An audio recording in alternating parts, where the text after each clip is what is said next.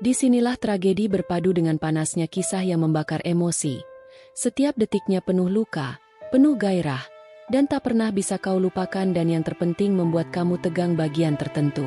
Tapi tetap aman dalam semua umur. Subscribe, like dan komen sekarang karena akan membuat semangat kami. Semoga yang subscribe kita doakan akan diberi kelancaran dalam hal apapun. Sebelum cerita ini menelan hatimu, Lia adalah seorang janda. Namun dia terlihat jauh lebih muda dari usianya yang sebenarnya. Kehidupan pribadinya jarang dibicarakan di kantor, dan aku merasa sedikit canggung mendekatinya. Meskipun demikian, aku merasa bahwa ada sisi dari dirinya yang belum sepenuhnya aku pahami. Mungkin ini kesempatan yang baik untuk mengenalnya lebih dekat. Suatu sore, setelah selesai bekerja, aku memutuskan untuk mampir ke rumah Lia.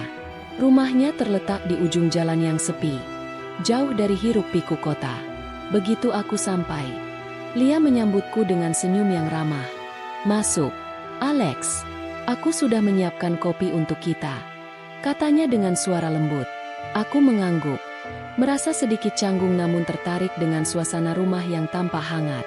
Masuk ke dalam, rumah itu terasa nyaman, meskipun ada nuansa yang agak berbeda dari rumah pada umumnya. Dindingnya dipenuhi dengan lukisan-lukisan abstrak yang tampaknya memiliki makna tersendiri. Di beberapa sudut ruangan, ada barang-barang antik yang terawat dengan baik. "Silakan duduk, aku akan ambilkan kopi," Lia berkata sambil menuju ke dapur. Aku duduk di sofa besar yang ada di ruang tamu.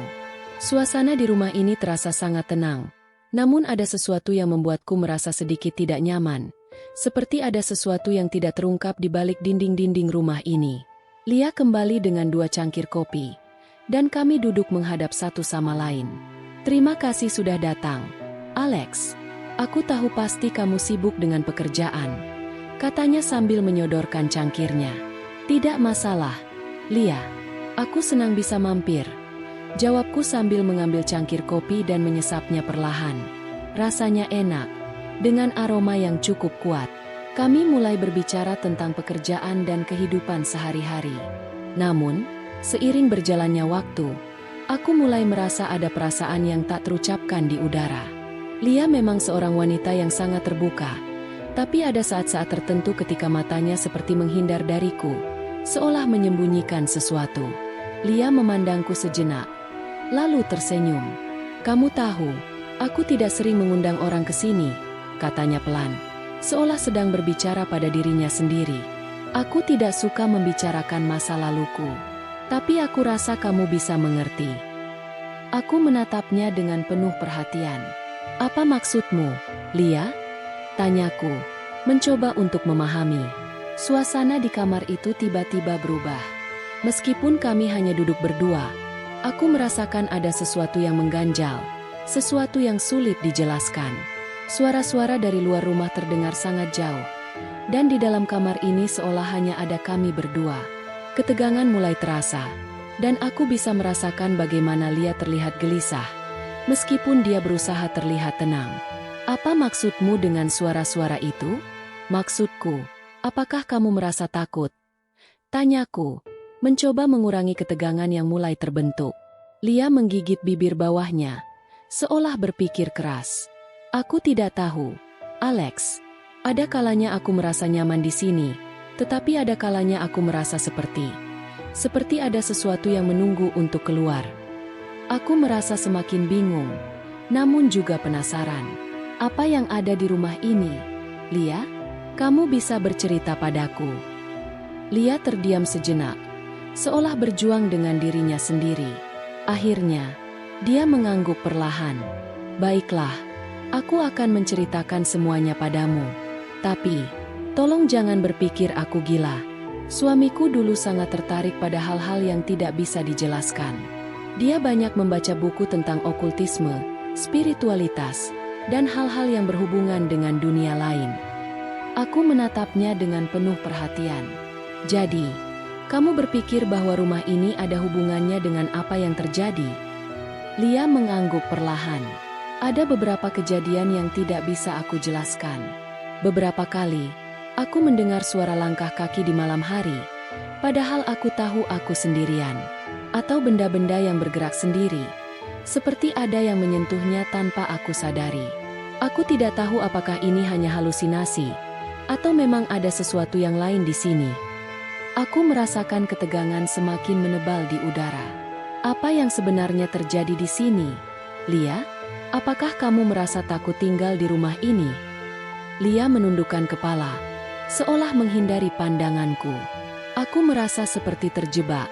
Alex, di satu sisi, aku ingin melupakan semuanya dan melanjutkan hidup. Tapi di sisi lain, ada sesuatu yang mengikatku pada rumah ini, pada kenangan itu. Aku merasa seolah suamiku masih ada di sini, menunggu sesuatu.